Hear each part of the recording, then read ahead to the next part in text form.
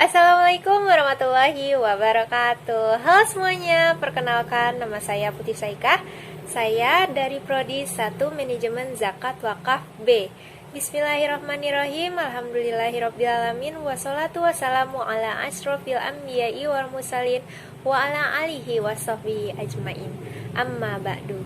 Kepada yang terhormat Bapak Nur Wahid selaku dosen pengampu mata kuliah Ulumul Hadis IAIN Purwokerto serta teman-temanku sekalian yang saya banggakan.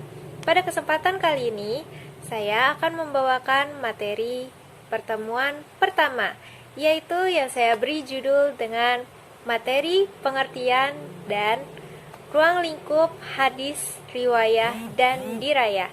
Penasaran dengan videonya? Yuk langsung kita simak tayangan berikut ini. Baik teman-temanku sekalian, sebelum kita memasuki materi berikut ini, kita perlu mempelajari apa sajakah tujuan dari mempelajari materi ulumul hadis. Oke, langsung saja kita bahas. Yang pertama adalah untuk mengetahui apa sajakah hadis yang sahih untuk kita lakukan. Yang kedua adalah untuk membedakan mana hadis yang sahih dan mana hadis yang tidak sahih. Yang ketiga adalah untuk menghindari kita dari berbagai aliran yang tidak sesuai dengan ajaran agama dan tidak dibenarkan oleh ajaran agama. Kemudian materi selanjutnya yaitu tentang ruang lingkup pembahasan. Ruang lingkup pembahasan ini terbagi menjadi dua, yaitu ilmu hadis riwayah dan ilmu hadis dirayah. Ilmu hadis riwayah yaitu suatu ilmu untuk mengetahui sabda-sabda Nabi, perbuatan Nabi, takrir-takrir Nabi, dan sifat-sifat Nabi Shallallahu Alaihi Wasallam. Dalam ilmu ini tidak dibahas tentang adanya kejanggalan atau kecacatan matan suatu hadis. Demikian juga tentang bersambung atau tidak sanadnya, serta tentang keadilan dan kedabitan para periwayatnya. Hadis riwayah ini ialah pribadi Nabi dari segi sabdanya, perbuatannya, takrirnya, dan sifat-sifatnya. Ruang lingkup pembahasan terbagi menjadi dua, yaitu ilmu hadis riwayah dan hadis dirayah.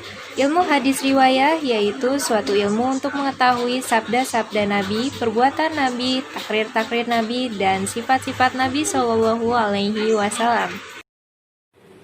Ilmu hadis dirayah. Ilmu hadis dirayah yaitu suatu ilmu yang membahas tentang kaidah-kaidah untuk mengetahui hal ihwal, sanad, matan, metode penerimaan dan penyampaian hadis atau al-riwayah, serta kredibilitas para periwayat dan sebagainya. Hadis ini untuk mengetahui dan menetapkan tentang makbul atau dapat diterima atau mardud atau tertolaknya sesuatu hadis. Dengan gitu, maka ilmu ini merupakan rencana atau mizan yang harus dipergunakan untuk menghadapi ilmu hadis riwayah. Kemudian masuk ke dalam materi selanjutnya, yaitu cabang-cabang ilmu hadis yang terbagi menjadi tiga, yaitu satu, ilmu yang membahas tentang sanad dan rawi. Yang kedua adalah ilmu yang membahas tentang matan. Yang ketiga adalah ilmu yang membahas tentang sanad dan matan. Pembahasan pertama yaitu ilmu yang membahas tentang sanad dan rawi. Ada pula ilmunya yaitu ilmu rijal al-hadis, yaitu ilmu yang membahas secara umum tentang hal ihwal kehidupan para rawi atau periwayat dari golongan sahabat tabi'in dan atba tabi'in. Ilmu tabaqat al-ruwah, yaitu ilmu yang membahas tentang keadaan periwayat berdasarkan pengelompokan atau klasifikasi keadaan para periwayat secara tertentu menurut gradasinya. Pembahasan yang kedua yaitu membahas tentang ilmu yang membahas matan, yaitu ada ilmu gharib al-hadis atau membahas lafal-lafal matan hadis yang sulit dipahami dikarenakan lafal itu jarang digunakan atau karena nilai sastranya sangat tinggi. Yang kedua, ilmu asbab wurud al-hadis atau menerangkan tentang sebab-sebab atau latar belakang lahirnya suatu hadis. Yang ketiga, ilmu tawarik al-mutun atau menerangkan sejarah matan hadis dari segi waktu dan tempat diucapkannya oleh Nabi SAW. Gunanya untuk mengetahui tentang nasib masuknya hadis. Kemudian yaitu pembahasan yang ketiga, ilmu yang membahas tentang sanad dan matan. Adapun ilmu-ilmunya yaitu ilmu ilal al-hadis yang menjelaskan tentang sebab-sebab yang samar yang dapat membuat kekurangan dalam suatu hadis. Yang kedua, ilmu alfin al-mubamat, yaitu yang menerangkan tentang orang-orang yang tidak disebutkan jelas namanya, baik yang terjadi dalam matan maupun dalam sanad suatu hadis.